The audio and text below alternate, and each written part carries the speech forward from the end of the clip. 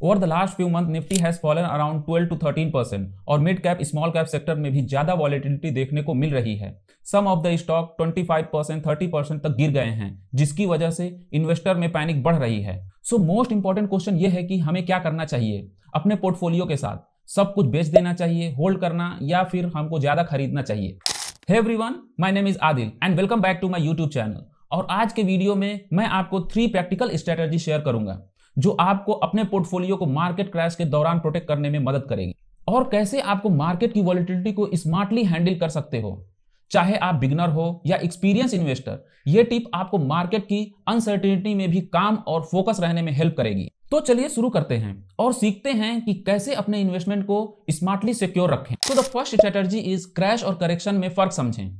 Market में बहुत से लोग क्रैश और करेक्शन को मिक्स कर देते हैं। आजकल 5% का डिप भी क्रैश कह दिया जाता है, लेकिन याद रखें, स्टॉक मार्केट हमेशा साइक्लिकल होता है, ऊपर नीचे होता रहता है, लेकिन लॉन्ग रन में मार्केट हमेशा ऊपर जाता है। एग्जांपल के लिए सेंसेक्स का चार्ट देखें, जो 1996 से आज तक 145 टाइम मार्केट ग्रो हुआ है, लेकिन यह जर्नी बिल्कुल भी स्मूथ नहीं थी। इसमें फाइनेंशियल क्राइसिस, कोविड जैसे सिचुएशन में 30% से ज्यादा करेक्शन देखे गए हैं, और हर 2-3 साल में 10-15% की करेक्शन होता है। तो मार्केट की वॉलेटिलिटी को समझना जरूरी है। अगर आप 12-14% रिटर्न चाहते हो तो रिस्क और करेक्शन के साथ डील करना पड़ता है। अगर एफडी में पैसा डालोगे तो 15 साल लगेंगे आपको पैसे को डबल होने में, पर स्टॉक मार्केट में ये रिटर्न जल्दी मिलते हैं। मुझे ये लगता है कि हम अगर 2-3 डेकेड तक 12-14% रिटर्न देख सकते हैं, लेकिन हर करेक्शन को बाइंग अपॉर्चुनिटी समझना जरूरी है अगर आपके पोर्टफोलियो में फंडामेंटली स्ट्रांग कंपनी होल्ड करते हो।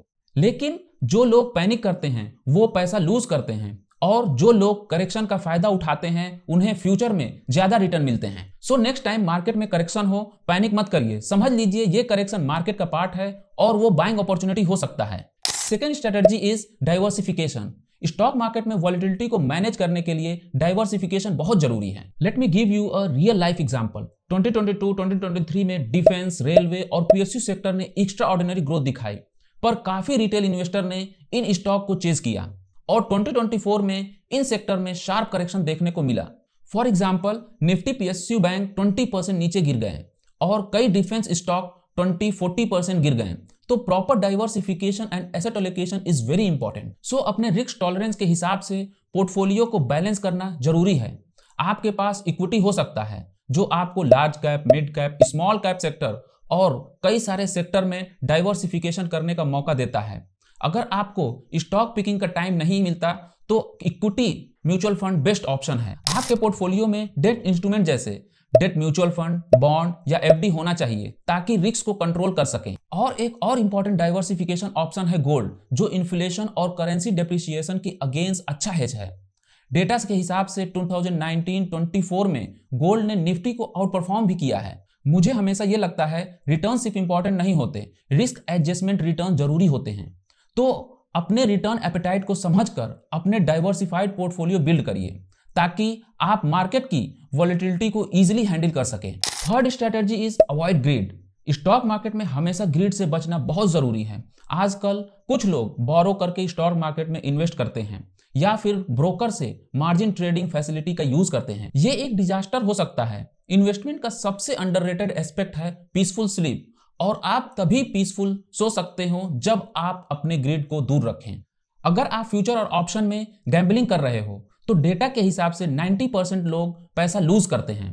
क्या आपके पास इनफ स्किल है जो आपको टॉप 10 में ला सके? मैं पर्सनली फ्यूचर एंड ऑप्शन से दूर ही रहता हूं और always make sure to keep an emergency fund. लेकिन शॉर्ट टर्म के लिए स्टॉक मार्केट में इन्वेस्ट मत करिए अगर आपको पैसे की जरूरत है। तो इस वीडियो में हमने डिस्कस किया 3 इंपॉर्टेंट स्ट्रेटजी जो आपको मार्केट की वॉलेटिलिटी को सक्सेसफुली हैंडल करने में मदद करेगी। फर्स्ट, क्रैश और करेक्शन को समझें। सेकेंड, डाइवर्सिफिकेशन, सही asset allocation is more important. Third, greed avoid करें। I will give you one tip, try not to check your portfolio every day 10 time, especially जब मार्केट क्रैश हो, क्योंकि ये आपके फियर को और बढ़ा देता है। अब मुझे कमेंट में बताएं कि आप कौन सी स्ट्रेटजी अपना रहे हैं मार्केट की वॉलेटिलिटी को टैकल करने के लिए। अगर ये वीडियो आपको हेल्पफुल लगा हो तो लाइक बटन दबाएं और अपने फ्रेंड्स के साथ शेयर करें। अगर आपको ऐसे ही इंफॉर्मेटिव कंटेंट चाहिए पर्सनल फाइनेंस और इन्वेस्टिंग पर तो सब्सक्राइब करना मत भूलिए। मिलते हैं अगले वीडियो में। Take care.